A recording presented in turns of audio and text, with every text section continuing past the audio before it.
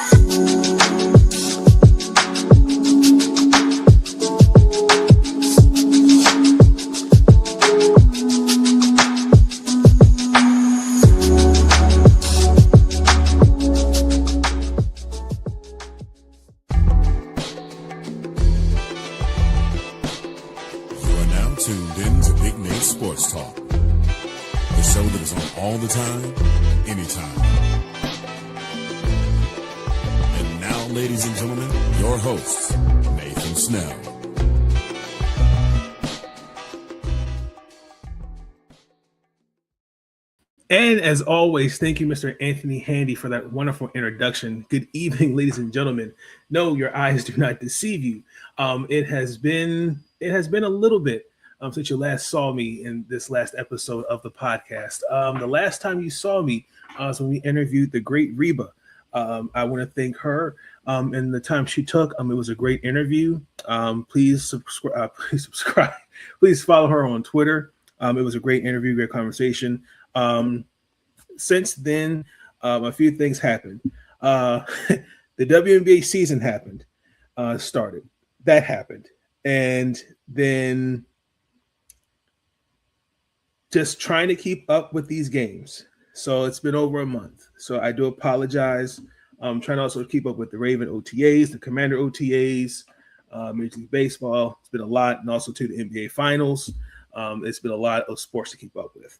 So please be patient with me. Try to get as much content out there as I can. So I've been a little lackadaisical. And also, too, with focusing on with Team NBS Media, which you will see some written content soon. So please bear with me on that. But I do appreciate the support I have been getting.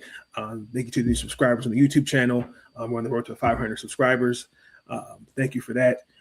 As far as finding the podcast on Spotify, Apple Music, we're working diligently to keep it updated as much as we can. So please be patient with us as we're working diligently on that end. But for this episode, we are a month into the 2026 season. There's a lot of basketball to talk about, but I'm not going to do it alone. I'm going to bring on a very special guest, and you all know him very well. I had him on here a while ago, a few times now. He is a basketball aficionado, and he's 1/4, I will say, of the Best Damn W show. Ladies and gentlemen, I want to give a warm welcome to Mr. Nick Andre.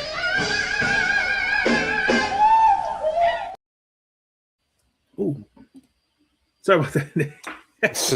All good, brother. What's going on with you, man? Happy to be back on. Yes, sir. Good. Thank you. Hope you're doing well. Really quick, to let the people know what's going on with you. Working, man. Just trying to stay consistent with everything, man. As you all know, 1/4 of the Best Damn W show. We normally go live on Tuesdays. This week will be on a Wednesday, and then we'll be back on our regular schedule next week. I know that we've been on a little hiatus over the past couple weeks just because, it's just been really hectic for all of us, in our lives. We got a lot going on, so we'll be back on schedule. Like I said, we got the show this Wednesday, and then we'll be back on regular schedule next week, every Tuesday at 9:30 Eastern. Shout out to the team, Lo, Jay, Wiley. Shout out to my crew. Then also, I was doing a lot of writing, covering the Dream this year for Team NBA. Shout out to them. Of course, Best Damn W, we have our own Substack. We're doing a lot there. I also have a series that's currently going on right now titled The W Genesis, where I'm traveling through the first 10 years of the WNBA and just discussing players or moments or teams from that time frame, the early WNBA days, and just talking about how impactful they really were. So make sure you guys check that out. But yeah, man, just trying to stay consistent with this thing and just keep going. Absolutely, same. Because this thing called life, man, is no joke. I tell you, because especially with the way this W season is, especially with the FIBA World Cup, the compacting of the schedule is, boy, I tell you. Oh yeah, another thing as well. Sorry to cut you off. Another thing No as well that I got going on, covering the Upshot League this season. So for those who don't know, That's right. it is a developmental league for women's basketball. This is its first season. There's 4 teams in the league. It's Jacksonville Wave, Savannah Steel, Greensboro Groove, and the Charlotte Crown. You may see some notable players from the WNBA or from college basketball that are in the league, like Deja Kelly, Raker Richardson, A.D. Durr, Diamond Johnson. I'm sure you know her pretty well. Yep. A lot of notable players that you may have heard of from either college or the WNBA are in this league, and it's been a really great first month of the season so far. So if y'all haven't had a chance to check it out, make sure you guys check it out for sure. Please, absolutely. Also, too, I also encourage people, if you had not already, there was an interview with Charlie Collier. Check that out. It's on YouTube. It's about her journey. It was actually pretty good. It was somebody that's one of her friends actually did the interview. It's like at least about a 45-minute interview. I also encourage people to check that out already. But Nick, here we are. It's been a month of WNBA basketball, and I want to first highlight the rookie class. We all know this class, especially with this really big the Bruins dominated draft. For the most part, I think everyone has adjusted. I still needs some time. That transition from college into the pros is something that should be taken serious. I think people, I will say this, especially for Lauren Betts as an example, I can really now understand where I'm just going to use Lowe from the committee, shout out to Lowe, really emphasized individuals not really watching her because one, they're on the West Coast, and then secondly, more importantly, like everyone's not going to adjust from college to the pros right away. So just looking at this rookie class so far, what's a couple things that have standing out to you? If there's like an overview about this year's draft class, I think one of my biggest takeaways is that the right opportunity matters. And I think, there's a lot of players. I know that we had questions about certain draft picks, going to this team and that team. Like, did this player go too high? Did this player drop a little too low? But at the end of the day, fit definitely matters. The situation definitely matters. And I think we are seeing a lot of these rookies in the best situations, and it's allowing them to thrive and be at their best. I could start with Olivia Miles, being in Minnesota right now. I mean, I'll just be honest. I mean, she was my preseason pick for Rookie of the Year, and right now it looks like she's running away with it. And it's crazy to say that because this rookie class has been really good. Like all of them, majority of them have been very impactful. But to me, I just feel like Olivia Miles is just on a different tier, if you ask me, because she's easily the driving force behind the Minnesota Lynx success so far. They're the best team in the league right now. And that team looks like a well-oiled machine. And, there were questions about that draft pick because we obviously, we know that Courtney Williams has been the point guard for the team for the past year. Yep.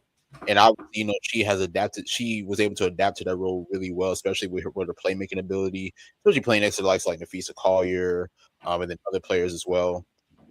But now you have a gifted point guard who is just a natural.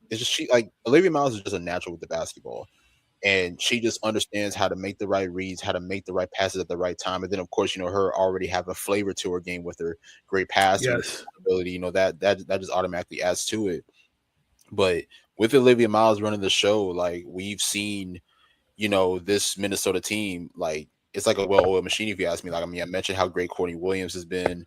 Kayla McBride has played great basketball. Then shout out to the other vets as well. Like Natasha Howard at this stage in her career, the way she has looked so far has been incredible.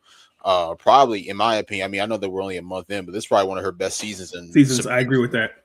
Like, like her and Olivia Miles have like such a great connection, and it's like the game is just easy for her. She can play in the pick and roll, she can play in the pick and pop, she can space the floor very well. Like just with the attention that Olivia Miles draws from the defense because of her passing and scoring ability, it makes the game easier for Natasha Howard and for other players. Another player that I could highlight as well is Nia Coffey and her addition. Like she's been a great addition for this Minnesota team as well. Like everybody's playing exceptional basketball in Minnesota, and Olivia Miles has been the driving force behind it. And it only makes you wonder, once Nafisa Collier does come back, where this team could be at when fully healthy. So great start so far for Minnesota. Great start for Olivia Miles. Like I said, I think at this point she's the clear-cut favorite for Rookie of the Year. But like I said, it doesn't take nothing away from anybody else. Like I could talk about AZ Foot as well, the number 1 pick. Start off the season coming off the bench, and I know that people had questions about that. My whole thing is that when you have 3 dynamic scorers like Paige Beckers, AZ Fudd, and Enrique Gumawale, you're gonna need to have a floor general to really set up that half court offense. I agree. And Odyssey Sims was the perfect, person for that, honestly.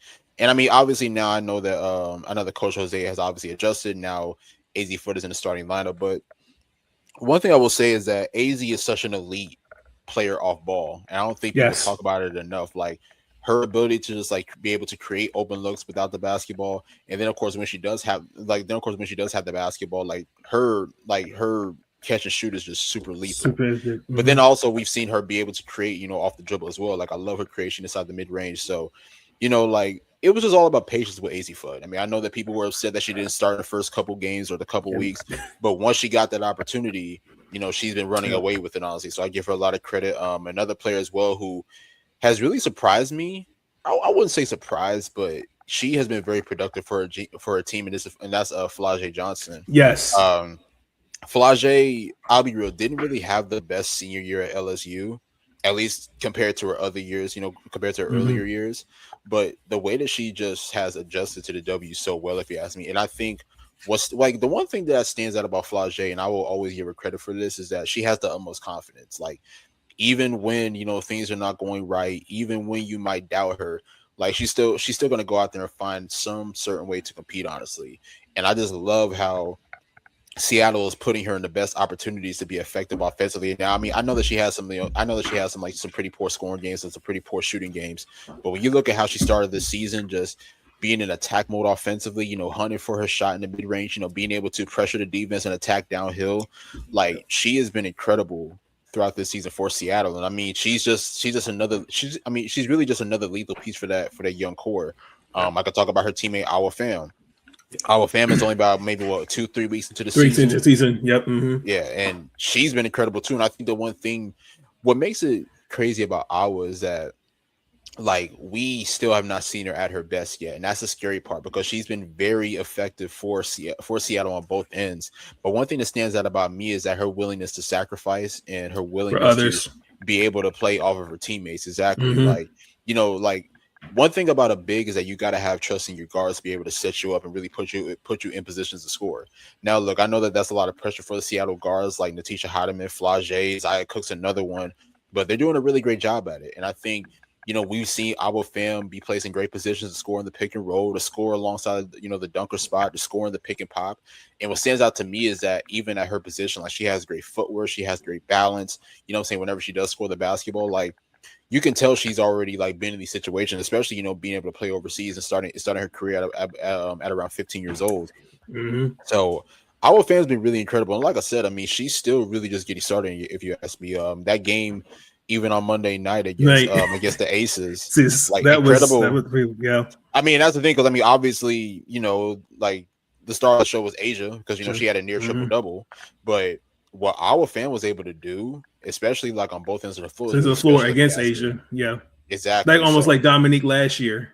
Almost, and that's the thing too, like because now you combine that with a Dominique Malonga in the front court, and once Ezzy Magbagor gets healthy, like they're gonna have if not the best front court, one of the best front courts. I agree. It's gonna be crazy, but I mean, there's other players that I can highlight as well. I know I've been going on for a little while. Like I love what Gabriella Hawk has done for Chicago. Raven Johnson with the Indiana Fever, especially Yep. her being in the second unit. I think that she's been really coming along, honestly. And, Absolutely. just more reps, more opportunities. And that's another thing too about Raven is that Raven's confidence and just her high IQ is what allows her to be a really great player. And, she had a good game against Golden State a couple weeks ago. I think she had like 16 points in that match. It was really good. Even in one of the more recent games against the New York Liberty this past weekend, I thought she had a really good performance as well.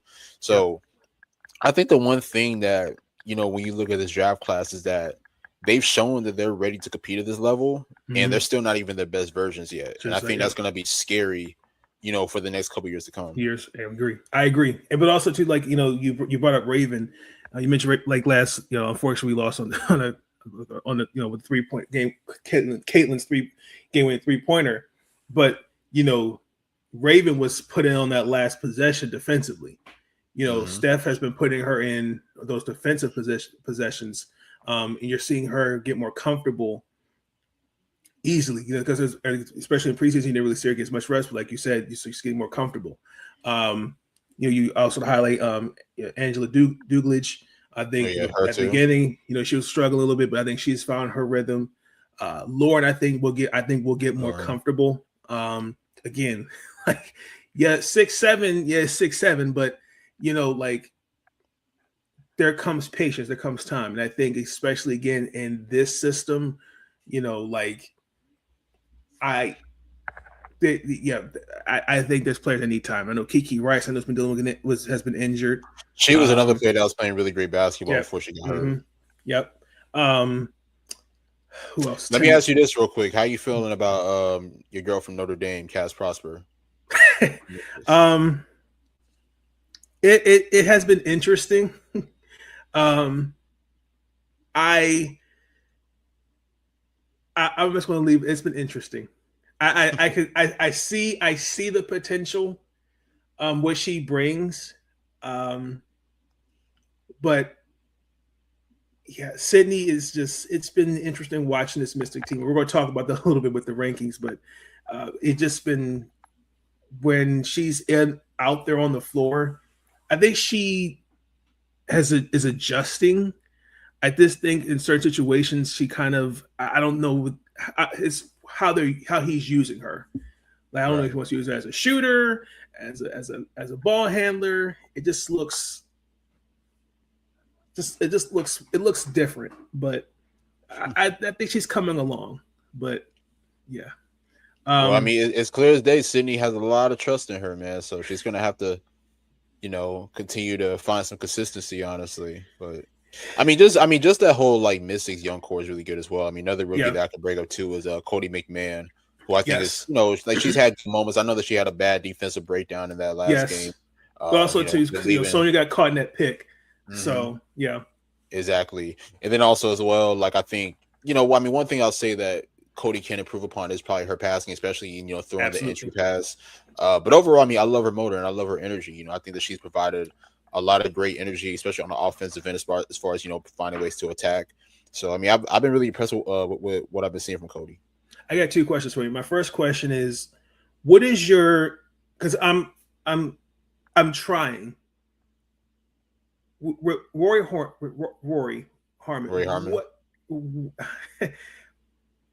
I'm trying to really give it a chance with her, but I'm not seeing it. What do you see?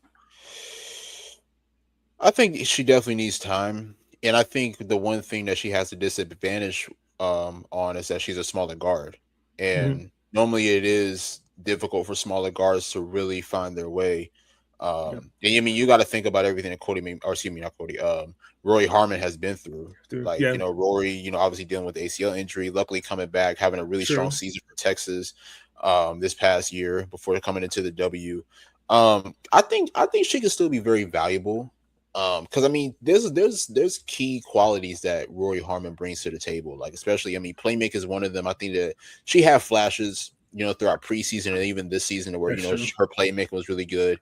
And then, of course, defensively, too. I mean, even though she does lack a lot of height, she does bring some physicality on the defensive end. So I just think it's really just all about opportunity, if you ask me. Now, look, I mean, obviously, she hasn't really been a big piece in the rotation, which is understandable, especially when you talk about the guards. Like, I mean, Georgia Amore, then I can't remember the other girl's name. Oh, Elisa Flores. Yeah, her being able to land a contract with them, I mean, which is definitely well deserved. So I don't know. I mean, maybe I really do think that Rory has a great future as far as like being a professional basketball player. But I don't know. Like, it does look kind of slim right now as far as what her future looks like in with the Mystics. I agree. My second question is your girl in Los Angeles, Tanaya. Everybody thought that was a good pick at 20. I thought it was, but with now in a uber veteran team, like, and then alongside also Chance Gray, like I thought she would have gotten more run. It's like, I'll put it like this. Like, it's like I said, I mean, the right opportunity matters. I'm not really like going too crazy about the whole Tanaya thing because it is all about patience. Sure. And the reason why I am patient is because when she was on the floor, especially to start the season, whether they faced the Aces and I think they faced the Fever, like their second game, like, and like the small sample that we saw with Tanaya Latson, I'm not gonna say she was great, but she was productive. You know what I'm saying? She was finding ways to be productive. Like there was a couple possessions, where she put pressure on the defense and attacked the basket because obviously we know that's her strong suit, especially with the athleticism that she brings to the game. It's just all about the right opportunity, honestly. I don't know, like, and I think that's the thing too, because it's like I don't know how Lynn wants to play her. Like, that's true. Does she want her to be a point guard? Does she want to be a shooting guard? Because obviously her strong suit, throughout her college career was a shooting guard. Now look, she could step into the playmaking role, but it is going to take patience, especially more so at the professional level. And I think, I think with the right opportunity, I think Tanaya can produce, but it is hard, you know what I'm saying? Especially when you have Chance Gray playing in front of you, you have other veteran guards like Erica Wheeler, Ariel Atkins. Yep. And I just still feel like the Sparks are still trying to figure out things for themselves. I mean, obviously they've been very up and down throughout this season. And it's like you said earlier, like they're a very veteran savvy team. So when you look at this Sparks team, you're thinking playoffs. You know what I'm saying? You got a former champion in NECA, former champions in De'Erica and Kelsey Plum. So this is not a team that wants to rebuild. I mean, they clearly show that with wanting to build their team around their veteran players, and then also shipping out one of your best young players, and Rikia Jackson. So it's clear as day, like this is the direction that they want to go in as far as being a playoff contender. So I think with that being said, like that's why, like when Tanaya was initially drafted by the Sparks, I was happy for her that she got drafted, but I was also questioning, like, okay, cool, like how is this going to benefit her? You know what I'm saying? Because this is not a young team like Seattle or the Mystics to where it's like, okay, cool, like we're developing our young players for the future. Like, you know what I'm saying? Like, we're not really worried about winning right now. If we do win right now, that's good. But we're more so, our eye is more so on the next 3, 4, 5 years. Yeah. It's not that with the Sparks this year. You know what I'm saying? Like I said, I mean, you got De'Erica, you got NECA, you got Kelsey Plum, you got Erica Wheeler, you got Ariel Atkins. Like, you have all these veteran players. Like, why would you grab all these veteran players if you're not trying to contend? So I think that kind of plays a role in why Tanaya can't see the floor. Is because, obviously they're trying to win now. And on top of that, they haven't really been off to the best start. So I just think it's all about the right opportunity. What does their future look like with the Sparks? I don't know. But we all know how valuable Tanaya can be on the floor. And, it's like I said, I mean, even the small minutes that she has played, like she's shown to be very productive. I agree. And to echo your thoughts on Olivia, most definitely, when the preseason thoughts, most definitely Rookie of the Year. And it's leading that way. And with AZ, she's definitely adjusted well, especially with now Odyssey's ankle injury. Yeah. Because I think people forget. And sorry not to cut you off. I mean, now just like looking back at it, like it's like I said. I mean, I thought Odyssey Sims was a great point guard, for that offense. But I will say I'm not mad at the adjustment. I mean, obviously Odyssey got hurt with the ankle injury, but also I will say that Odyssey was definitely a defensive liability in the lineup. Like, she was getting cooked on back doors. Like I said, I mean, she was great. She was great for the offense, but defensively was where she definitely had her troubles. Yeah, that's true. But also, too, I think people forget when AZ wasn't starting. AZ was coming off the bench that they won when they won a national championship, and then Paige played the 2. No, and she played the 2. I'm saying that backwards. So, but I mean, again, I can't remember. I think it was Paige. Was it Paige running point and then AZ running 2? I believe so. I can't remember, but I know AZ came off the bench for sure. I know that for sure. She came off the bench, but for me, for this class as a whole, there have been some positives. I'm not seeing any concerns. You know, like I said, they're not afraid of the moment. It's only 1 month, and especially also too, like, they really didn't have a lot of time to like really kind of like transition from college into the pros. Like, they just kind of came into it. And I think that's what people also are forgetting. Like, where's Lauren Beth from the NCAA championship? Like, it's not college. Like these are grown. The pros are a different mentality. And I think people forget that. And I just want.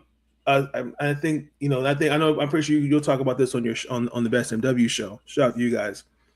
You know that it's a different beast. Like, if this was college, sure, okay, but when you're going up every night, like the Sparks, the Aces, like, damn, like, oh my gosh, like, you're not facing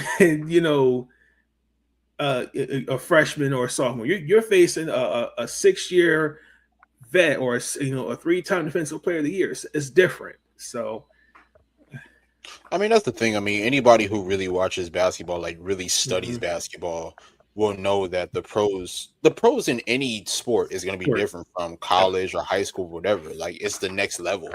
Like, the pace is a lot faster in basketball. Most definitely.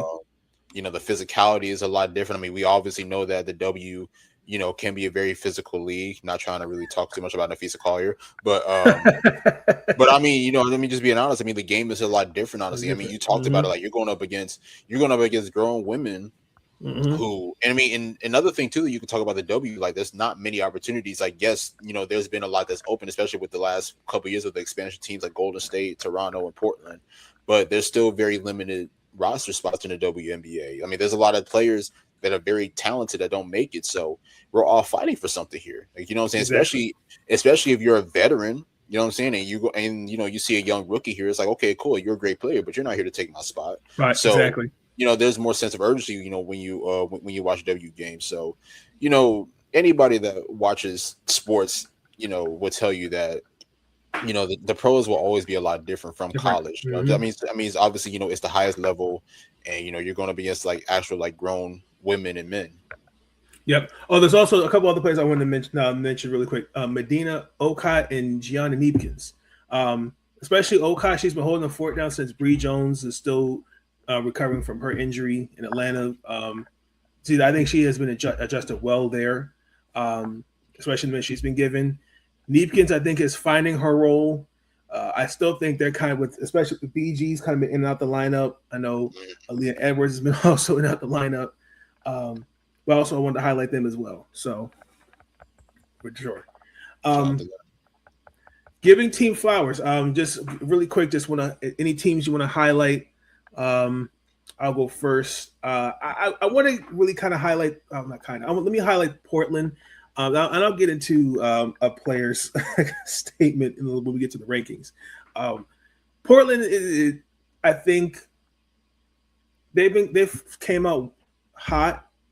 I think they've been playing well. They're finding their identity. I'm curious to see how they look against the good teams. But they've been playing well. Before Rakia's injury, Chicago, I think they were really cooking with something there. LA, not sold. I'm not. I mean, the car looks nice, but I don't trust the mileage. I don't trust it. Yeah, you had already picked Portland, so since you went Portland, I'll go with another expansion team. I'll go with Toronto. Toronto's played really good basketball so far, and I think it's honestly shocked a lot of people. And I got to give a lot of credit to Sandy Brondello, because I think that her coaching and her just putting this team in the right position to compete is just really incredible, if you ask me. I mean, obviously, this is a championship head coach, so she obviously has been in many situations to where she had to be at her best, and right now she's really at her best. You obviously have the dynamic duo of Brittany Sykes and Marina Mabry. You know, obviously once this pairing came together, we knew that it could be lethal. Marina's an exceptional scorer, you know, all around scorer. Brittany Sykes the same way, especially when attacking downhill. But then also as well, I mean, we highlighted players like Kiki Rice. Another player that I got to highlight too, she has been incredible, Niara Sabally. Like, Baby Sabally, yeah. I think Niara Sabally is in the race for most improved. Like, I agree. Her numbers prove it, and like, she's just found different ways to just expand her game. And obviously, you know, she played with Sandy when they won a championship in New York, so obviously that does help as well. But just Isabel Harrison too. I will also Izzy too. Izzy, yes, I mean, definitely shout out to Izzy.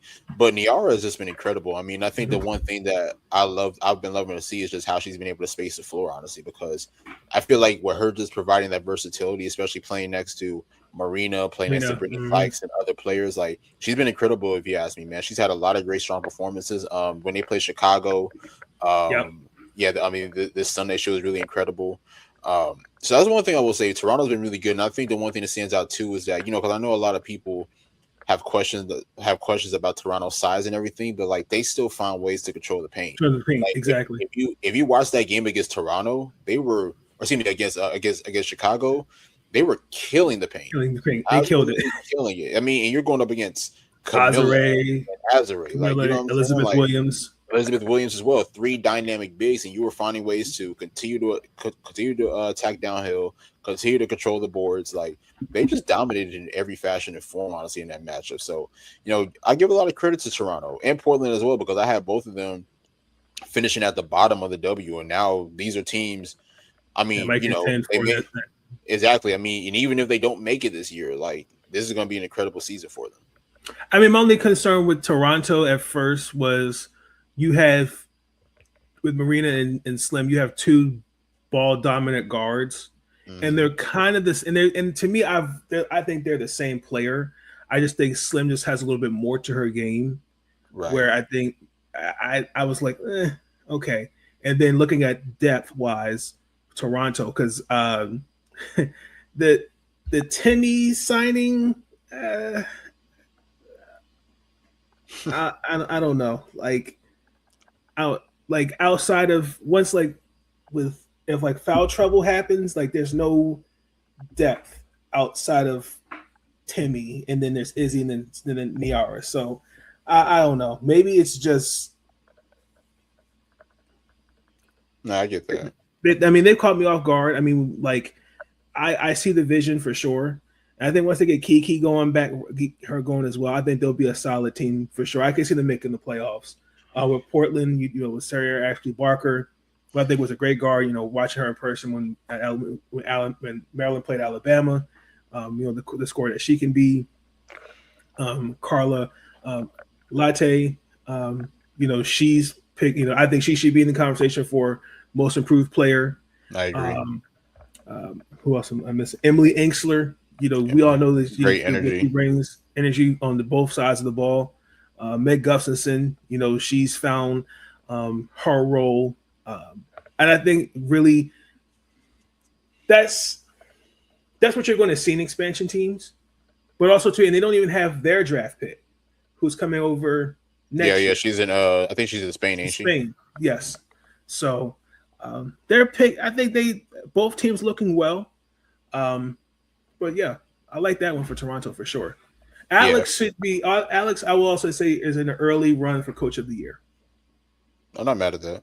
Yeah, I'm not mad at all. I mean, I think Portland caught a lot of people by surprise, just based off the start, because I remember even after the expansion draft, everybody was looking like, "What is Portland doing?" You know what I'm saying? I mean, they had talented players, but it was like, okay, how is this all going to mesh? Well, I learned my lesson after last year when I said Golden State wasn't going to win the game.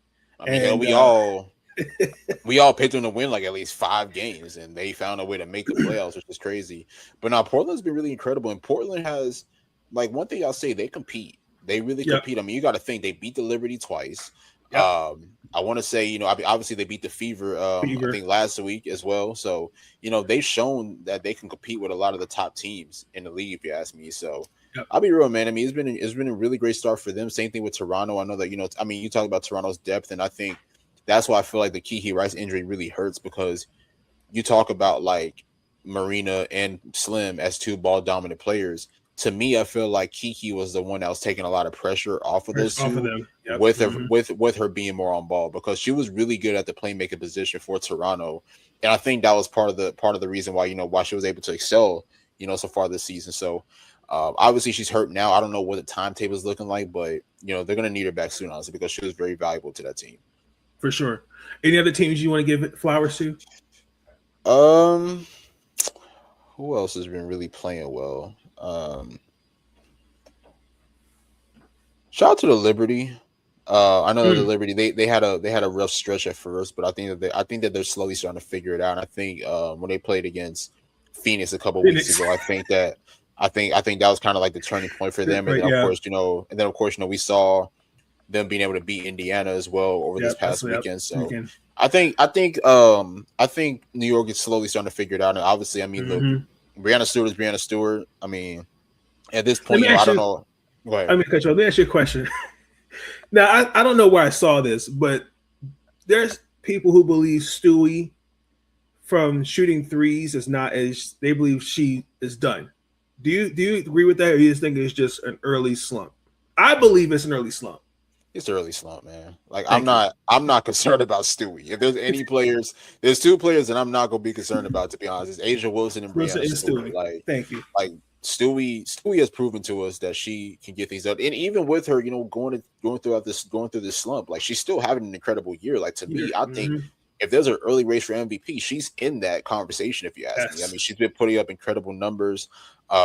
And I think, honestly, I think a lot of people forgot how good Stewie was, because I think Stewie's been more so reserved over the past couple of years, which is okay. So you're playing next to John Quell, you're playing next to Sabrina Ionescu, who is taking the pressure off of you. So when you're a Brianna Stewart, who is, I believe, 31 or 32, one of those ages, obviously you're aging. Like, what I'm saying? Why not? Why not reserve myself? I mean, I've already proven that I can win MVP multiple times. Like, I don't have nothing else to prove at this point. Like, all I'm trying to do is trying to win. But now, obviously, it's a little bit different to start this year, especially with Sabrina still being out due to her injury.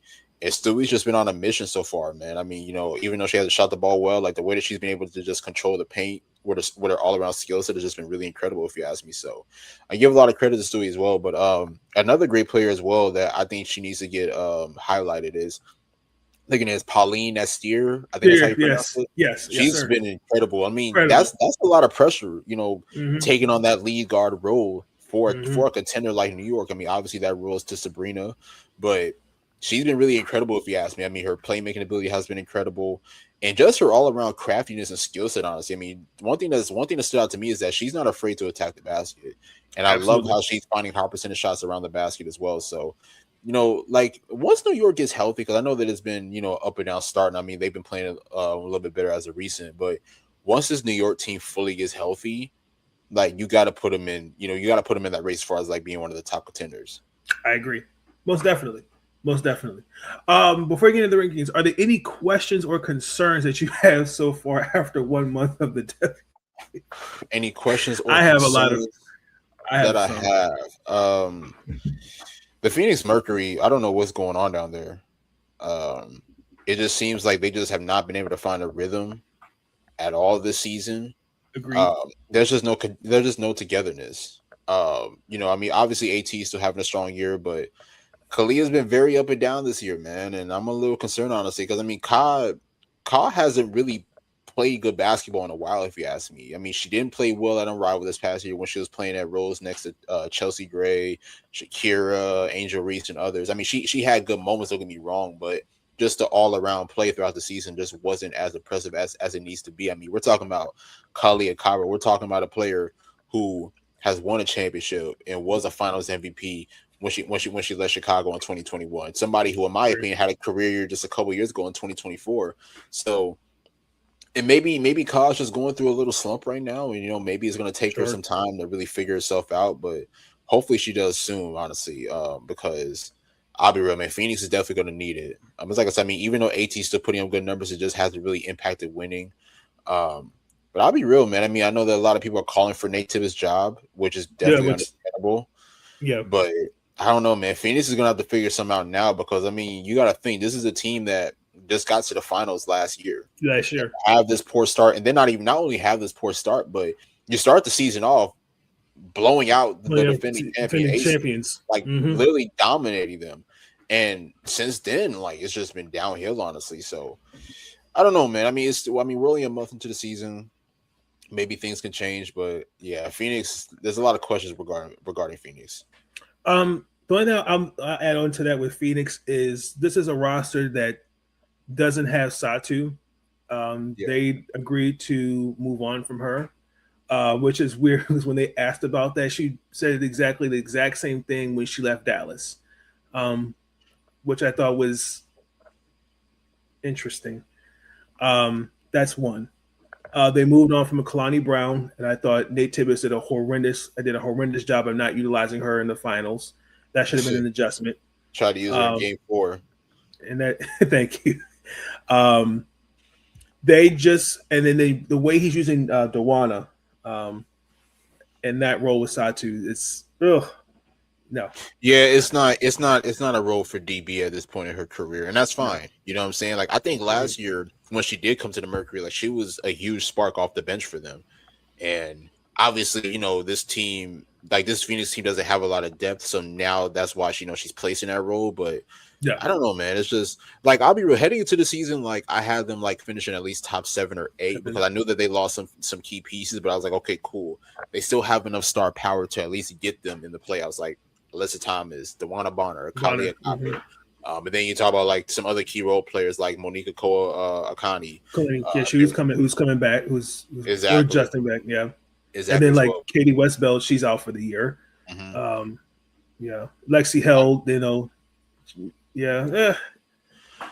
It's just a lot of moving pieces. It is, honestly, and it's really hard to build that chemistry when you don't have your best players that are available. And then, of course, you know you're making constant roster adjustments. So that too. Like I said, I mean, it just sucks for Phoenix, but maybe they'll figure something out. Who knows? For sure. My concerns. One is the officiating. This officiating has been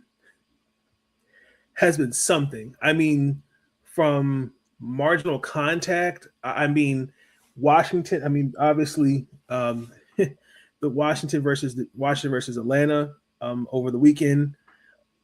Washington has the worst whistle, and yet they are the number one team that can get to has up until that coming into that game is the number one team to the free throw line.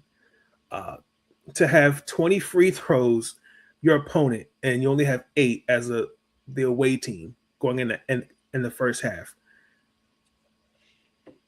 I mean, I'm watching players getting elbowed in the face, and it's not just this game. I'm looking at other games. I mean, I don't know what's a foul. Like players getting elbowed in the face. Like what's a blocking foul? What's a charge? What's a shooting foul?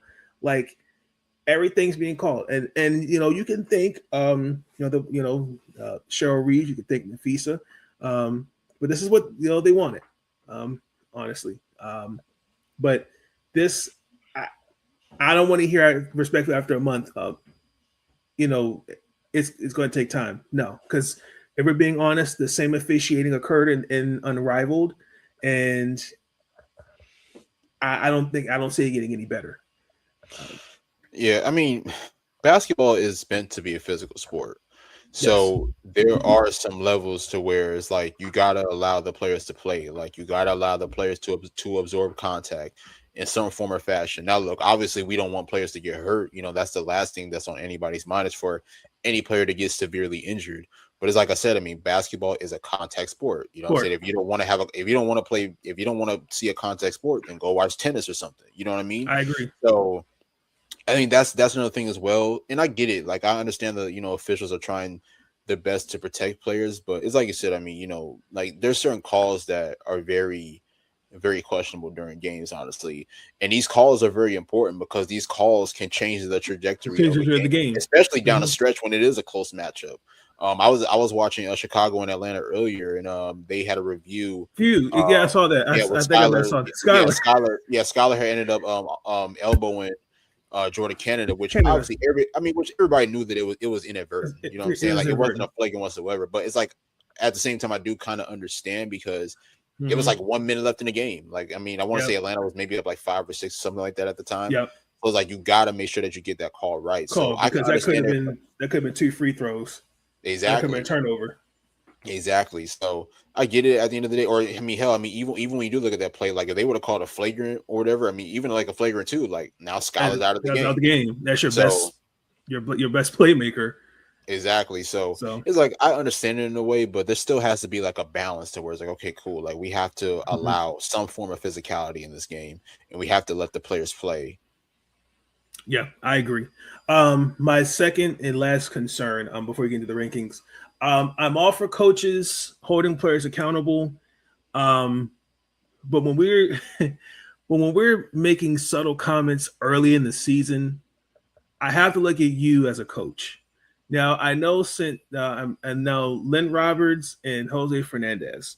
Now Dallas has been winning since. Jose said there's selfishness in the locker room. Okay, so I'll give him a pat. I'll get to that in a second. But with Lynn, this is another year where you have the same roster, and you can't keep. I don't want to keep hearing. We got to figure it out. Really, it's. Either you got it or you don't. Like, I understand Kelsey was out, but I watched them beat Washington without Kelsey Plum. Like, I just think Lynn's a good coach, but I just think she just out coaches herself in certain critical game situations. And not to mention, I think that was the same. I think they played Connecticut a night later, and they lost to them. No, so it's like.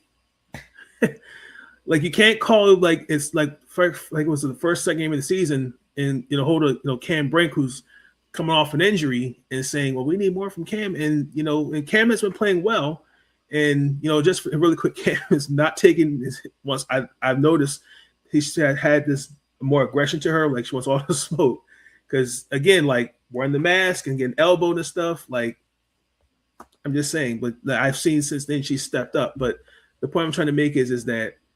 Like, if you're going to call your players out, you as a coach, you got to figure out how to not put your team in bad situations. Now, Jose has figured it out. He's made the proper adjustments. Now, the only thing with Jose is I think he's got to figure out with Alana Smith. Jessica Shepard. Who I believe was an all-star this year. I think she's also a front runner for most improved at this point. Absolutely. But that's really the only one blemish with him right now is just figure out what to do with her. But that's really with my two concerns was the comments with Jose and then Lynn, the other night with I don't know, we got to figure it out. No, you just got out coached. Point blank period. So. Pretty much. Yeah. When that situation with Lynn Roberts and Cameron Brink happened, and I even touched on it on our show, the Best Damn W show. Mm-hmm. Like, you got to think like it was the first game of the season. You know what I'm saying? Y'all just faced the defending champion Aces, who obviously had a battery in their back because the night or the day before that they got blown out by Phoenix on opening night, on ring night per se. So, obviously, and look, Cam didn't have a great game. She was in foul trouble. Wasn't really assertive on both ends of the floor. So I understand, what I'm saying? Like, especially with, this being the first night, you're going up against a team like the Aces. She didn't have the best performance. So I understand it from that aspect. But there's just still ways to go about. And also at the same time, like, you got to understand your personnel. Like, no, exactly. It's like how is Cam going to respond to that? Or how is she going to receive that?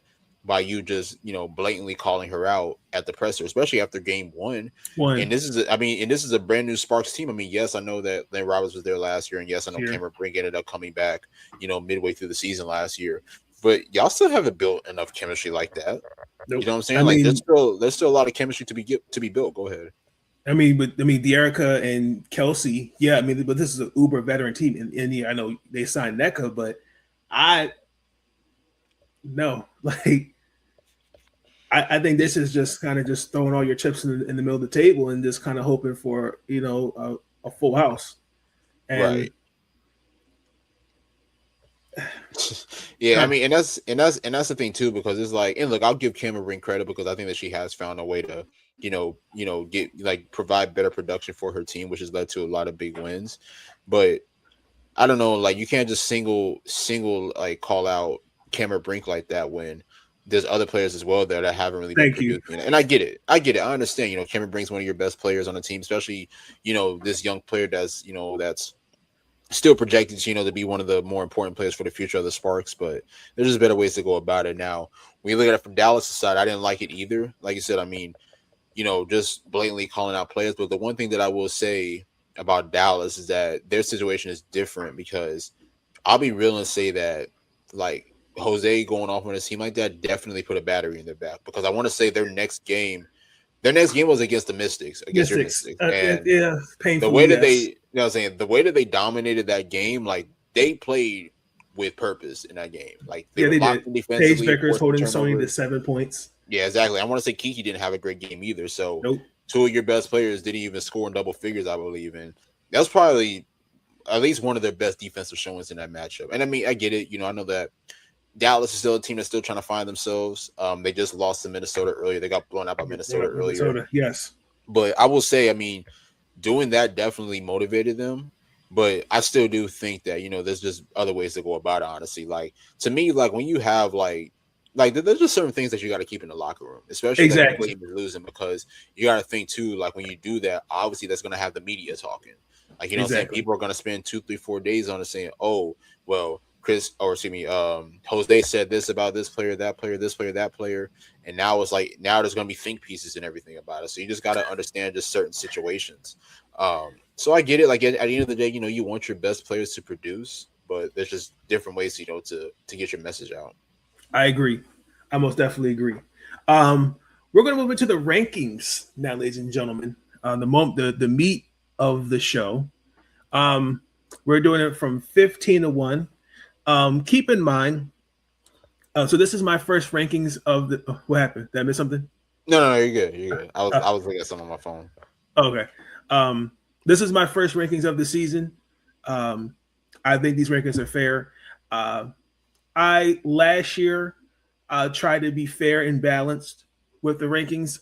This year, I'm going to be biased. No, I'm just kidding. So with 2 new teams, it's going to be interesting. So with Nick here, you get the pleasure of being a part of the first rank of my rankings. But I'm going to go with, unfortunately, Connecticut at number 15. They have been outscored. I did some research by 155 points. That's something. So we all know, obviously, they're going to Houston next year. Anissa Morrow has pretty much been the bright spot of this team. She leads the team in points and rebounds. I expect her to make the All-Star team this year. I also do expect her to make an All-WNBA team. She's my sleeper. Diamond Miller has also been a bright spot for this team so far. I know Diamond can kind of go rogue, but she is finding, I think she's found a home with the Connecticut Sun. But this has been an interesting second season under Recede. Because I Sanaya, I don't know if, if it's, I don't know if we've plateaued. I don't know if we've regressed with Sanaya. Oh no, I think is, she's going to, put up her role. Aaliyah, she's been out the lineup with injuries, BG injuries, Charlize, I think she's also found a good role. But it's just been interesting with Connecticut. So I'm starting them off with at 15. Yeah, I mean, as you were mentioning a lot of the names on the roster, it just started to make me think, honestly, like Connecticut just seems like they're just all over the place. Like there's just a lot of, I mean, there's a lot of good pieces, yes, but I just don't think that this team is properly constructed to compete. Now, look, like I said, I mean, you got great players. I mean, you highlighted Anissa, you highlighted Diamond Miller, Sanaya Rivers is another key piece of that team. I love Brittany Griner's presence as a veteran for that team, and then other players as well, like Gianna Neepkins, Ledger Yeah, Walker, yeah. and other players. So I get it, you know what I'm saying? Like, there's a lot of great pieces, but I think that we've seen, like, obviously this team is very young and they're very inexperienced, so that obviously is not in their favor. But like I said, I mean, it just seems like there's a lot of pieces there, and I just don't know if the team really knows how to really utilize them. Like, for instance, like you had games where Anissa Morrow was barely playing, or even wasn't even in the starting lineup, honestly, which is very questionable to me. I mean, That was weird. Yes. Yeah, I mean, especially, I mean, with you just mentioned how she's their leader in points and rebounds. I mean, she's clearly been the one of the bright spots of the team, and even she's barely seeing the form. Now I get it, you know, especially like around this time. I want to say Connecticut was trying to get their first win because they started the season losing like the first like 5 or 6 games. So you're trying to find certain ways to make adjustments or to find your best players and your best lineups. But I don't know, like the inconsistency with Anissa Morrow is kind of like, okay, that's a little questionable if you ask me. But yeah, I mean, Connecticut, I don't think it's really a surprise to see like the position that they're in. And I'll just be real at this point, like everybody's more so just more focused on the move to Houston because it kind of sucks because I mean it's kind of like a bad way to end like their run in Connecticut, but I mean I'll be real. I mean this team is just not really in a position to really contend. No, and that's the disappointing part. And like we all kind of saw this after they broke that team up. Bree Jones, AT, DB, Dejanay, Marina. We all saw it coming. I just didn't think it would look like this because when they go to Houston, because I don't even think the coaching staff, I don't think the front office is going with them, to my knowledge. I don't think. I could be wrong, but yeah, who knows? Phoenix, I'm gonna put them there. It's just kind of been hard to, like Nick mentioned it earlier. You know, I don't know, again, slump. I don't know if it's again system, but it's just kind of been weird to look at Phoenix right now. I like, you know, you mentioned it with Nate Tibbetts, need more time. I'm not sold on, I'm not there yet of calling for his job, but yes, beating them by Vegas by 33 points. Yes, that may probably be the highlight so far in the month of the season, but you know, you've lost since. I mean, Monique, you know, she's like we talked about earlier, she's finding her way back into the seat, into the rotation. But I mean, your true big three, and then your big three, Ka, you know, DB and Ka, they just haven't been, you know, they haven't shown up. So I will say the highlight though is Natasha Mack. I will say that she's been playing pretty good the past couple of years too. Yeah. So, but outside of that, they're just not offensively. They just struggle. Yeah, their chemistry is just not there offensively, and you can see because like a lot of times they're just not in sync, and I think that's kind of been one of the biggest things that's hurt them. And it's weird. It's like really, really not hard to look at, but it's like, ugh. And you can see like they need to make a move. Like I know they waived Kiana Williams, but I think it's more than that. So I'm Chicago. I put them here at 13. What do you think? I mean, they haven't really been playing well. I mean, and it just seems like there's just some bad mojo that is surrounding the Chicago Sky franchise. And I mean, we've seen it for years, honestly. I mean, the real high moment of their franchise history is obviously the championship in 2021 with Candace, Kalia, Courtney Vanderson, and others, and Dana Evans too. So, but I mean, even outside of that, I mean, you saw how it didn't work out with Elena Deladon, with Sylvia Fowles, Gabby Williams has also voiced her frustration. Then, of course, more recently, Angel Reese. And it seemed like things were going to go in a good direction this year for Chicago. I mean, they won, I want to say 3 of their first 4 games, and then Rickea Jackson goes down, and then that was just pretty much the game changer, if you ask me. And Chicago did get a good win against Connecticut on Friday, but they just haven't been able to really recover since the Rickea injury, which is understandable. I mean, Rickea was playing really good basketball, and she was by far the most talented scorer on the roster. So I think, just with her natural scoring ability at all 3 levels, like I just feel like they haven't really found consistency as far as, being able to pick up as far as, just being able to pick up the slack, honestly. I mean, yes, Skylar has had good moments.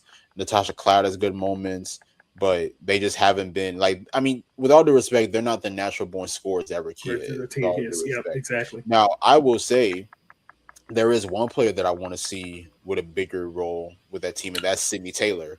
Yes. And I am a big Sydney Taylor fan. And the one thing that stands out is that she is confident in her game. She's fearless, super confident. You know what I'm saying? When you put the ball in her hands, she's going to look to make a play. She's going to look to attack off a ball screen. She's going to look to score on the perimeter. Like, there was one game, I want to say she took like 22, 23 shots. So when you put the ball in her hands and you ask her to be assertive offensively, she's not going to shy away from that whatsoever. So I would love to. Now, look, obviously, Sydney Taylor, I'm not going to compare her to Rickea Jackson, but she could be one that kind of fills that scoring slack for them, honestly, if you give her bigger situations. But we'll just see, honestly. I mean, it just seems like there's a lot going on in Chicago, especially after that loss against Toronto the other night. And, we heard the frustrations with Skylar as far as the team. Azure also voiced her frustrations as far as the rebounding. But I'll be real, man. No, go ahead. The Azure's response to that was like, I get it. You're frustrated, but also too like Sloot's not there, Dejanay's not there. The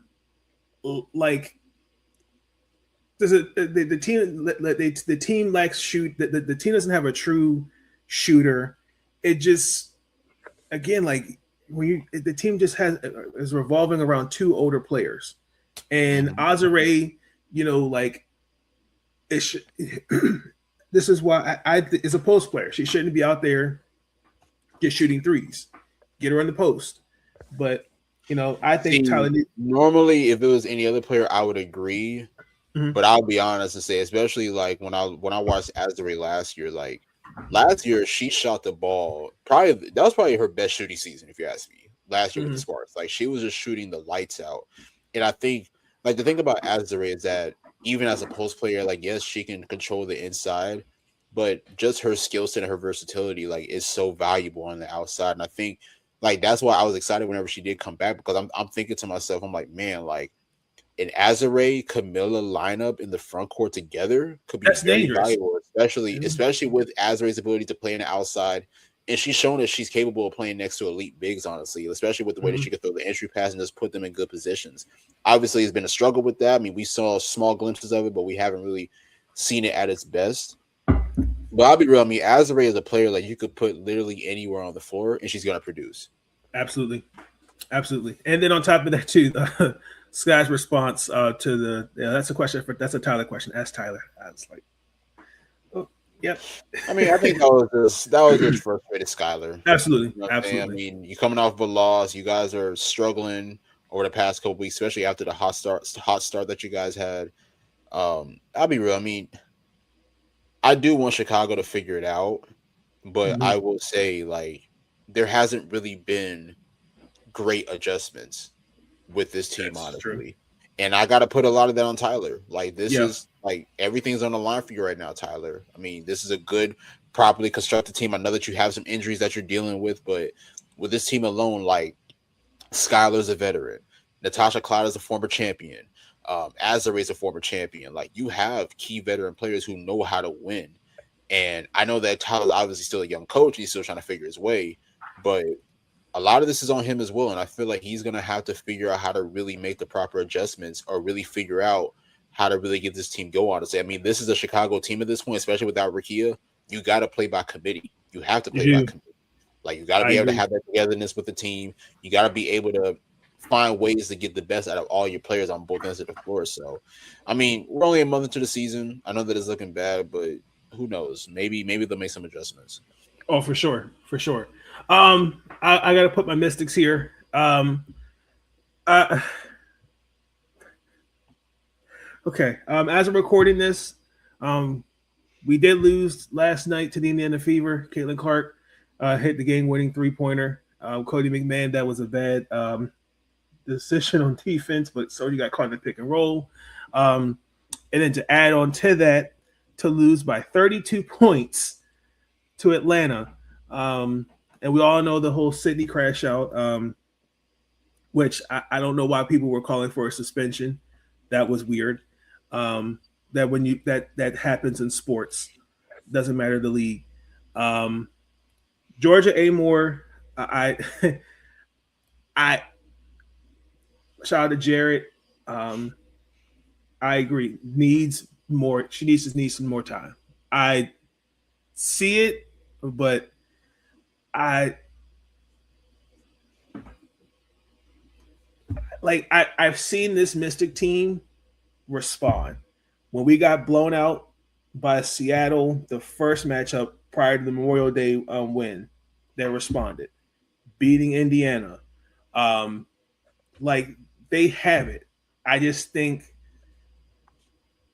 there's going to be some bad losses and good wins with this team, and I think he's still figuring it out. Now, I can't defend when you go scoreless, and you're one of 11. I'm speaking on Georgia in 67 minutes in your last three games. I can't defend that. I could say matchups. I could say, I could say a lot of things. But for a guard who's coming off an ACL injury, I believe she needs time. And I've seen it in preseason, you mentioned with Rory, Nick. I think the Mystics will be fine. Shakira Austin, who I think has been playing well, should be in the All-Star conversation, also most improved player. And Kiki as well. I think she's been playing well as well. Sony, I don't get the whole having her all playing on ball more this year. But the point guard thing. Oh, yeah, that's another thing. If I hear one more time the Mystics need to trade for a veteran point guard, I'm going to put my head through a window, not literally, figuratively speaking, because the depth of veteran point guards is like when you go to a grocery store and your favorite item, the shelf is empty. It's bare. So it's like,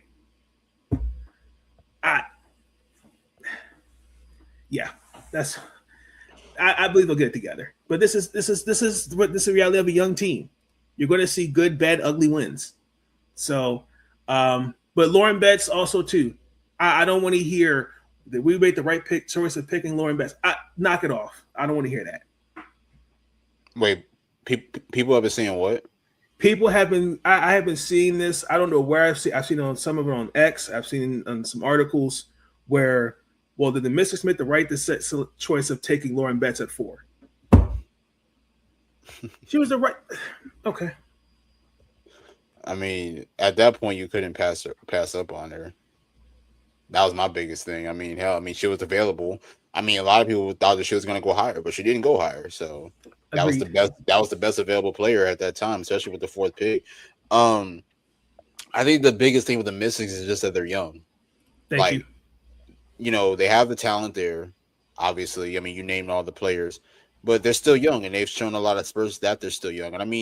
And I think that's why it's going to require a lot of patience because, yes, they have had some good wins, but then they've also had some bad losses as well. And then there was also some games where they almost lost the game, like hell for instance, the Indiana game, especially with them being up, I think 14, 15 points in that matchup. Obviously, Indiana came back, forced OT.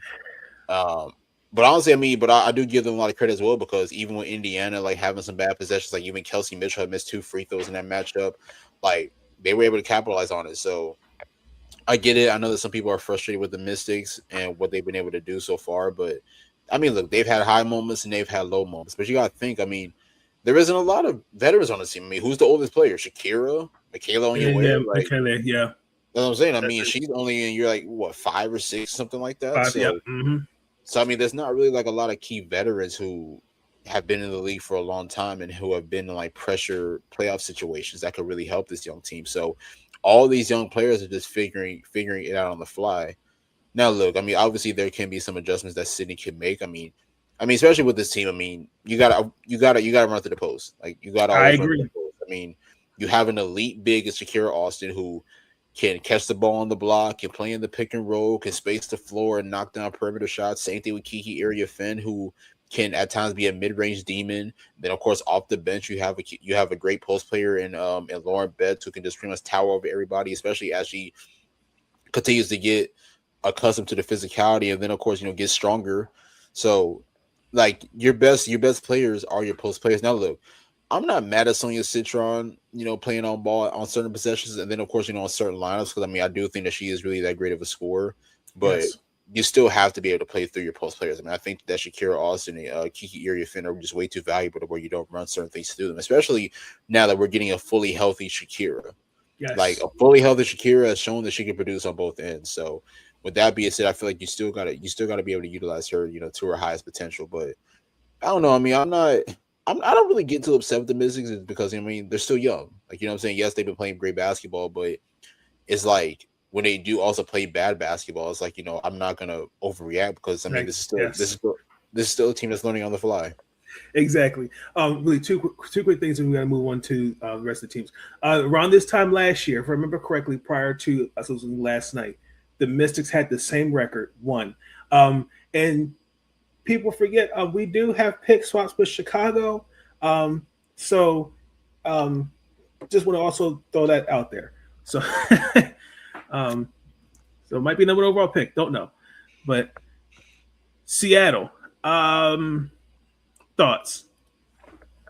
Up and down, trying to figure things out, and they've been another team that's been dealing with certain situations. Like obviously Dominique Malonga missing like 8 or 9 games due to the concussion. I'm sure that they didn't expect that. Our fam, it took her some time before she ended up making her debut because I believe she was still in Spain. I believe or something like that. Mm-hmm. Yeah, that's been the season. Exactly. So I mean, she came in a little bit late. Then of course, Ezzy Mabagor, we have yet to see her this season. They just waived Lexi Brown yesterday, I believe. So yeah, those comments were those some of the most nastiest comments I saw in that post. I didn't even see them. I'll probably have to go back and look, but I mean, I feel like Seattle's done the best that they could do with their situation. And I mean, obviously, I highlighted the younger players, like I highlighted Flage, I highlighted Awa, I highlighted Dominique. Other players that I can highlight as well. Jay Melbourne has been playing really good basketball. I think that Natisha Heidemann. I mean, I know that I had concerns as far as Seattle's point guard play, but I think that she's kind of adapted into like really being that lead guard and really being able to set the tone offensively at times. So, I mean, Seattle is still a young team that's learning. I mean, same thing kind of like with the Mystics, like they're a young team that's learning too. So, like they're gonna have good moments where they're at their best, and then they're gonna have moments where they may collapse. So, it'll obviously be a learning experience. For sure, I agree with that. I did not know Don missed that many games with the concussion. It was at least 7 or 8 games, something like that. That's insane. That's like because I mean she just came back. I believe it was Saturday against the Lynx. I want to say. Wow, and she had got hurt. I believe it was like their 3rd or 4th game against the Tempo. Something like that. LA, we kind of already touched on them a little bit. As pretty much the same thing. Like this is an uber veteran team. I'm just not sold on them right now. They just biggest thing is getting defensive stops. I think they have I saw it on WNBA.com defensively when I was doing my article for the Mystics. I think they have one of the worst defensive ratings. But like again, they also too foul trouble Cam Brink. Because 4 fouls, I think she averaged almost close to 20 minutes. Like that can't happen. So I mean, Kelsey Plumino missed her, came back from her ankle injury. I know they helped Portland the 72 points, but yeah, they just need more consistency. Yeah, and I'll also say this too. I think the Kelsey Plum injury really hurt more than it helped. Obviously, because Yes. of Kelsey Plum. I mean, obviously she's the lead guard. She's like obviously the best scorer on the team. But they were kind of moving in a good direction before that injury happened. Like they beat Phoenix. I Yep. want to say they beat another team before that, but I can't remember exactly who they beat. But yeah, they ended up beating Phoenix, and then they went to Vegas a couple nights later and then beat Vegas as well. And Kelsey Plum had a phenomenal all-around game, had like at least like 36, 37 or something like that. And Mhm. then she ends up going down to practice. And now that kind of changes the momentum of the team because now it's like you got to adjust. Now you're missing your lead guard. And I know that I have been very critical about KP and her decision making at times, but KP brings a lot of energy to that team, especially on the offensive end. Like the one Yep. thing that you can never question with Kelsey Plum is just her energy. Her And the way energy. I'm saying, and the way that she competes, like she's always going to bring that on a nightly basis, whether she's shooting the ball well or not shooting the ball well. So I think that like her injury really did hurt them in the trajectory that they were going. And I think that now, like, I feel like now they're at a stage now where they're trying to put themselves back in that position. I agree. I definitely agree. Let's go to Golden State. What's your thoughts? I love them.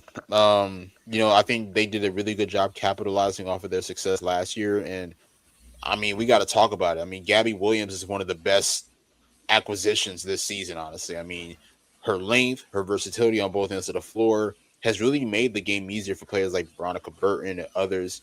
Like, they're getting great production out of everybody. I mean, and they got a lot of great young key players as well. Like, I mean, Caitlin Yep. Chen has been incredible for them this season. Letitia Me here has been You're really here. great for them. Yes. So the one thing that I'll say about Natalie is that Natalie is so good at just getting like really understanding the pieces that she has and getting the best out of them, honestly. Like everybody kind of knows their role on this Golden State team and they compete on a nightly basis. And that's why to me, like, even though like they may not finish as like one of the top teams in the league, but they're a scary team just based off of how they compete on both ends.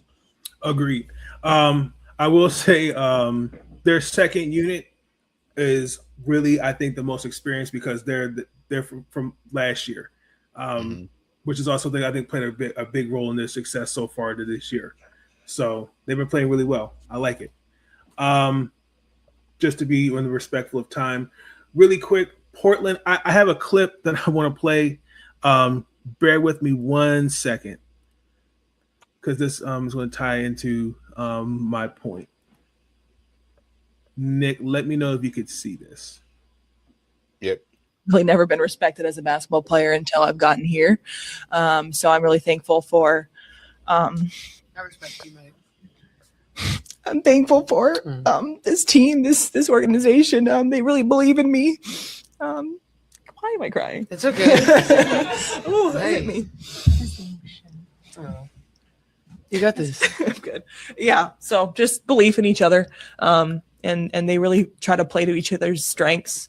The coaches see everybody's strengths and they see what we can each improve on every single day in practices. So yeah, just grateful. Okay. So if you missed that one part, is she said Portland was a bunch of overlooked players, which I'm going to disagree with. I disagree with that too. People forget Megan was a Big Ten Player of the Year at Iowa. Emily Inkster was a first-round pick from Indiana.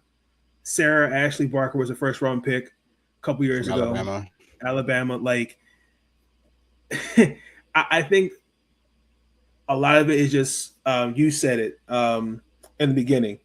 You know, best fits, and I mean not that part, but I'm just saying. I'm adding on. Let me rephrase. I'm adding on what you said earlier. It's Right. best fit, but also to coaching. Like, Right. I just think like this is just the system for them. So, and also to like this is June. Wait till we get to July, August. Then I get to really see what you look like. You know, that's just me. So I mean, I agree. I'll be real, like just listening to that quote, it does kind of confuse me in a way. I mean, obviously the overlooked thing is too, and I mean, I can't speak for Meg Gustafson and how she feels as far as how her career has been so far, but I still feel like Meg has had pretty good moments throughout her career. I mean, you talked about her time at Iowa. I thought she had some pretty good moments when she was a part of the Mercury a few years back. Yep. Even last year with the Aces, being able to win a title. Like, you know, I mean, I feel like she has some really big key moments as well. Obviously, this is probably her bigger role here, you know, playing in Portland. But I don't know. Like, I was very confused by that, honestly, because I feel like she's had good moments to me, you know, throughout her W career. But I don't know. Maybe she feels otherwise. I agree. Indiana. I know you guys going to talk about this on the show, Best of W show, with the whole Caitlin Steph thing. I again had the winning shot last night against Washington. I still think they're figuring it out. You know, I think Caitlin's still battling her injury. Aaliyah, you know, they really have not given her really some depth behind her since her injury. You can really see it. Monique Billings, I really thought would have adjusted well. Maybe she just needs some more time. But yeah, biggest thing is I'm noticing with Indiana as just some inefficiencies on both ends, but I think they'll get it together. Because again, from where the team last year to this year, this just need more time to gel. But I think they're clicking, but just need some more time. Yeah, they just need some more time, honestly. I mean, I see a lot of potential in Indiana. Like, I think they have a lot of good pieces. They have a lot of high IQ players who can compete at a high level. I mean, obviously it starts with your two best players, Aaliyah Boston, Caitlin Clark, but then you also have great role players that can provide a lot of energy on both ends, whether it's Lexi Hull, Sophie Cunningham, who I think has been a really quality shooter for them. Other players as well. I mean, Raven Johnson coming off the bench. I know that people have been frustrated with both Monique Billings and Maisha Hines-Allen, but I guess just have patience. You know what I'm saying? I mean, obviously this is a new situation for them, and obviously they're still trying to make adjustments. But I'll be real, man. I mean, I think Indiana's still a very solid team. If you ask me, like when it comes to Indiana, I'm not concerned about the offense at all. It's really the defensive side. Agreed. Where I feel like they haven't really been at their best, and I think it just all comes from just not being in sync and not properly communicating, and that's why you had the moment that happened with both Stephanie White and Caitlin Clark on the benches, because this is a team that's not communicating and not talking on the defensive end. So, when teams are not in sync like that and they're not able to create stops, that's what's going to cause a lot of turmoil. So, and that's the thing. I think they have some great defensive players. Aaliyah Boston's a great defender. Michaela Timpson, who is a very underrated defender, especially with the way that she can guard multiple positions. Raven Johnson is a really great on-ball defender, as we have seen. Monique Billings can be a great defender. So they have a lot of great defensive identities on this team. It's just all about flourishing and then, of course, putting everything together. And it just all comes from just, getting those reps in and just communicating, because that defensive showing that they had against Portland a couple weeks ago, terrible. Not switching effectively, then switching and not letting the other player know that you're looking to switch off of the ball screen. So now, a player has an easy opportunity for a pick and roll. There was a lot of plays where Raven Johnson was caught on mismatches, and I know a lot of people talk about how she fouled out in that game, but yeah, she was caught on mismatches. Meg Gustafson was cooking against her because she has the advantage. You know what I mean? So, I mean, of course she was going to foul out of that match. Well, exactly. I mean, but it's like I said, I mean, with Indiana, obviously we're still early into the season. Obviously they'll figure things out, but offensively, I think that they're good. I mean, they have a lot of high IQ players. They can shoot the ball really well. And then, of course, they can control the paint as well. But it's going to be the defensive side, to me, where they really have to improve upon. Agreed. I most definitely agree. Number 6, Toronto. I mean, we basically touched on them a little bit. Biggest thing is their defense. Once they get Kiki back, because I think Kiki was kind of the biggest key, especially on the defensive side of the ball. But as far as shooting the ball, they can shoot the lights out. I do think they can make a trade for a defensive stopper, especially on the wings. But I think once they get Kiki back, I think they'll be okay. But I like what I'm seeing from them. So yeah. I mean, they've been impressive. I mean, this is the team that could potentially be a playoff contender. I mean, we'll see. Honestly, I mean, we touched on them a little bit earlier, like with the duo of Brittany Sykes and Marina Mabry. I talked about how Niara Sabally has improved her game and is in the most improved player conversations. I mean, it's just all about just continuing to just build that chemistry and just continue to build on that consistency. As long as they continue to compete at a high level and do it against a lot of the top teams, I think that they'll be good position as the season progresses. For sure. So now we get into the top 5. Nick's top 5 theoretically might be different from my top 5. Okay, I said Atlanta, New York, Vegas, Dallas, Minnesota. Is that from like 5 to 1? Yes. Essentially, you got Dallas ahead of Vegas. So I have Vegas at 4. I have Yeah, Vegas at 3, Dallas at 2, Minnesota at 1. that's very interesting. I ain't mad at it. I mean, Atlanta at 5. See, that's the thing. I think that they could be higher. I mean, I'm not disagreeing with you. Like, I think that the reason why they are at 5 is because there's still a lack of consistency with this team as well. And I'll be real. I mean, it starts with the 2 best players, Ryan Howard and Alicia Gray. Like, they got to be able to bring it on a consistent basis. Like, you know, you can't have a great showing against Connecticut where you're shooting the lights out and then go up against Indiana a couple nights later, and then both of y'all are a no-show. You know what I'm saying? Now, look, I mean, they did have a good game today against Chicago, really great win, but it's going to have to be a consistency that they're going to have to build. But I'll be real. I mean, once Bree Jones does come back, like, man, Atlanta's going to be up and moving, honestly, because people forget she had an all-star caliber year last year and was really flourishing playing next to Ryan, Alicia, Nas, and the other players, Jordan Canada as well. So once this Atlanta team is fully healthy, then we can really like give like a true analysis on them. But you know, right now, I mean, I think that they're pretty good, but they still have to build some consistency with this team. For sure. Really quick, for I don't know how you want to call it, but we will not have any Bree Jones slander when she comes back healthy. Because I already have a feeling there's going to be some slander, and we're not going to have Bree Jones slander in Atlanta. No, absolutely not. Will not happen. So that's my rankings. I want to get Nick out of here on a high note. This will be interesting because we got one final thought, ladies and gentlemen. This Nick, you're going to laugh at this one, but let's get into it, ladies and gentlemen. Yeah.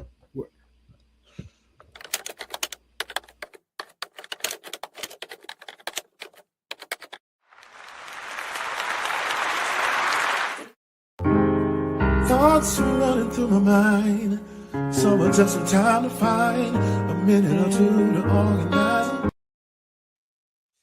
Okay, so the one final thought is, for those who don't know, this was my 5th season covering the Washington Mystics. Okay, writing for them, but also to doing content like this. Okay, a couple weeks ago, obviously we knew it was Memorial Day. So the first loss against Seattle, we got embarrassed, was on the Zoom call, and it was Shakira Austin and Georgia Amore, and it was myself and 4 other people. Okay, when you're on the Zoom, I know I didn't get a chance to answer the question, but I'm going to play a clip. Okay, and Nick, I'm not sure if you saw it, but I'm just going to go ahead and play it. I can't recall if I've seen it or not. Okay. Let me know if you can see this. All right, it's pulling up. There you go. And for you, Shaq, you get to run it back against them on Wednesday and against Stephanie and them. Are you glad they didn't have the chance to get that get-back victory from what you showed in the 4th quarter? You feel like you found like a rhythm to get that revenge victory on Wednesday? What was your question? You feel you're glad to get that instant revenge game against them on Wednesday? Yeah. Okay. So, I, after that, put out a tweet, and I said, we have to be better with pronouncing names. So that got some likes, and I posted the clip. So Ballers Magazine took credit for posting the clip. That's now viral. The reporter, I don't know who he is, but I looked him up. He does great work. He's a Emmy Award-winning journalist. Mentioned me and essentially said that I did not do great research and it could be better. He mentioned a article done from the Washington Post over 8 years ago with Shakira, the first 4 letters of her name is Shaq. Since Shakira's been in the league, I do not recall, Nick, you can reinforce this, she has never been called that. I've heard Kira, I heard Shakira, I've heard maybe Big Kira for her teammates, but not Shaq. Now, a couple other people have also too, profound journalists like shout out to Chris Williamson, have also reinforced this as well and keeps reusing that Washington Post article. If other people haven't heard that, and even Shakira went on Threads and basically took a shot at the question, but also saying, basically be better with the questions. My point is that, and I'm not using this to take a shot at him.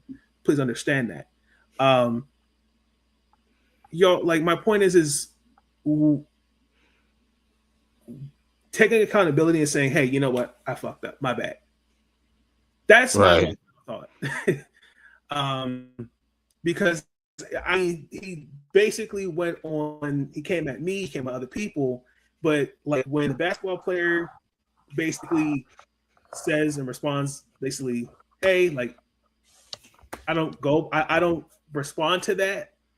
I think that pretty much shuts it down. But I just wanted to respond to that because he said he was going to do a video, and I haven't seen that. But yeah, there has to be like a certain level of professionalism whenever you are media covering games. Honestly, like you got to understand that that you're there doing a job. Honestly, and I mean, obviously, I don't know what his relationship was with Shakira Austin before that moment, but like I said, you have to have some type of like professionalism when you are in the media and stuff like that. So like calling her by a nickname, like you guys are not friends. You know what I'm saying? Like there still has to be a respect level, if you ask me. Like, and I know other people call her Kira or this, and that, but I'll be real and say that like, even though I'm a Shakira Austin fan and I've been a fan of hers even when she was, at Maryland, Ole Miss, and everything, like I don't know her like that to be calling her by certain nicknames, whether it's Kira, whether it's Shaq or whatever it is. Right. So like I have to understand, my position and my role as a media member to just, always call her by her first name, the one that everybody calls her by. Exactly. But also just listen to that clip. Like I don't think he really articulated his question really well. I didn't like when I went back after it. Basically what he was basically trying to articulate was, okay, you play them again, obviously you're looking for revenge after taking basically the loss that you took. That's basically what he said. Right. But it just was kind of like, huh? I mean, but also too, that's not a question I would have asked, especially I've seen Shakira in the thing is that, like, I mean, not to cut you off, I don't think it's a bad question, but it's just the way that he worded it. Me, like, if I was in a situation, it's like, okay, cool, you got to play this team the next night or a couple nights later. From your perspective, what adjustments do you think that you guys need to make as a team to bounce back and get a win after losing like this? You know what I'm saying? Like, it's just all about the wording and everything. Like, yes, it's like a part of me kind of understands like what he's trying to say, but I just don't think he worded it right. And then of course, obviously, Shakira is already pretty much frustrated after the loss and everything, so that's already on the back of her mind. So you just got to understand, just like you got to be able to read the room and just understand just certain situations.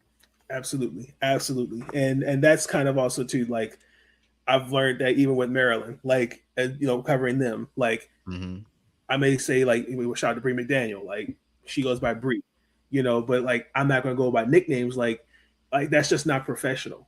I know, like, I think learning from like Kareem Copeland, even learning from you, learning from K-Dot, learning from Joe, learning from others. I think there is a respect that you have in media, especially when you're in those rooms. Like, I wouldn't go and just randomly just pull up some nickname like Shaq, and then you're referencing an interview of an article from 8 years ago. And if other people haven't said it, and the players say, like, that's just me. Especially, like, I mean, regardless of whether it was in an article or not, like, if she's not comfortable being called that, don't call her that. Yes. You know what I mean? Yeah. So, but yeah, that is my one final thought. I did have another one. It was about I don't know if you heard about the young lady in the graduation thing. She walked across the stage. So it's a young lady. She walked across the stage. I was in Chicago. Walked across the stage, did a split, and did more than just a split. And actually, they had held her diploma, and then she gaslighted people on TikTok. I was going to talk about that in one final thought, but I'll do that on another. Okay, I'm definitely gonna. I mean, you might have to send that to me because I don't. Yeah, I'll send it. I'll send it to you. I'm gonna talk. I'll go on a whole tangent about that. But other than that, I know it's been a while, ladies and gentlemen. But that's going to conclude this episode of the Big Nate Sports Talk podcast. Nick, it's been a pleasure. Thank you. I can't wait to see you guys tomorrow. I'll make sure to have everything in the description. The Substack. If you also send that to me, so I can have that as well. Yeah, I'll send it. As far as really quick, where you the Genesis, you are doing Shamika Holsclaw, right? She's in there. So okay. I'm releasing it's 27 articles that I'm releasing for the series over the next couple of months, and it's gonna be a lot of players. Yes, it's gonna be a lot of players. Shamika Holsclaw is actually one of them. I think it's a really dope article. I can't wait till it comes out. But yeah, she's definitely on there. Okay, because I was just curious, especially with the Mystics at that time, and then the Wizards. I know they were like the Bullets transitioned to the Wizards. That time of basketball. Then so.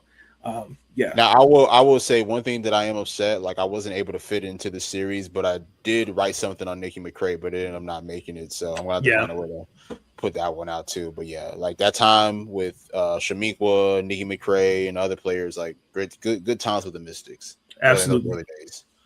Absolutely. What time are you guys coming on tomorrow? So people know. Same time, 9:30. 9:30. Okay. Also, I don't want to spoil anything. I don't know if they've said anything, but Jay will be back tomorrow. It'll be his first show in probably about like maybe 2-3 months. So, as for people who don't know, he's been recovering from knee surgery. He's been, look, he's making a lot of great progression. He was on crutches. Now he's slowly walking on his own now. So good. It's going to be good. Going to be good having him back on tomorrow, man. We're going to have the whole crew. Yeah. Can't wait. You gotta play, play Logic the Return for him. I don't think, but no, it's good. It's good to have him back because shout out to you, Lo, and Wiley. You guys been holding the fort down. Appreciate that. But you guys do a great job anyway. College, pros. You guys are doing big things. I know you guys are on the road to 1,000 subscribers. So yeah, getting there, man. It's a tough road, but we're making progression, man. Shout out to everybody who also tunes in every week, man. That's one thing I will say is that we built such a great community to where they love tuning in with us every single week, honestly. And it's even to the point where it's like people are in the YouTube comments waiting because sometimes we may be like 4 or 5 minutes late. I saw that last week. Yeah, because we're still trying to set up, we're still trying to get everything together and everything. Yeah. So sometimes we might be a little bit late, but I appreciate everybody who watches every single week, honestly. And I feel like we have a great show every single week. We have a lot of fun doing it, and we're doing what we love best, and that's talking hoops. Yeah, for sure. You guys have to figure out how to keep Low up though. Got to figure it out. But I get it. The melatonin definitely not working in her favor. Yeah. Especially when she takes it at certain points in the show. But yeah, for sure. But obviously, I can't wait for my favorite segment of the show is the fits because I already know y'all gonna have some interesting fits on that one. Yeah, they gotta wait on Wiley on that one. I wonder what he has up his sleeve. But I'll leave. But like I said, I'll leave your Twitter. I'll leave Nick's Twitter in the description. The Substack. You can also follow his work on TBMBS Media as well. But again, like I said, please like, comment, subscribe for offering content. Also, I'll leave the Best MW's YouTube channel in the description as well. Check them out as well. Great YouTube channel. We also do NCAA coverage as well. I also know they do some NBA stuff as well. I know they were doing that as well. So I already know with the finals. I know that was something. So it's been something to watch. But so I found out I was like, oh, they're live again. Then I found out I was like, oh, so it's the NBA side. Yeah, shout out to my guys Antoine and Garrett, Uncommon Commentators, man. Shout out to my guys. Yep. So I'll leave all in the description below. But until then, ladies and gentlemen, please like, comment, and subscribe for our future content. I will catch you on the flip side. I will be back, if not later this week, probably sometime next week. I want to get us caught up on the Ravens and Commanders all season, where we're at with that. But until then, we'll talk soon. Have a good night. Peace. Stay up. This is. Thank you for tuning in to Big Nate Sports Talk. If you enjoyed that episode and you want to see more content, be sure to like, comment, and subscribe. And I want to thank you. All I want to do is say thank you.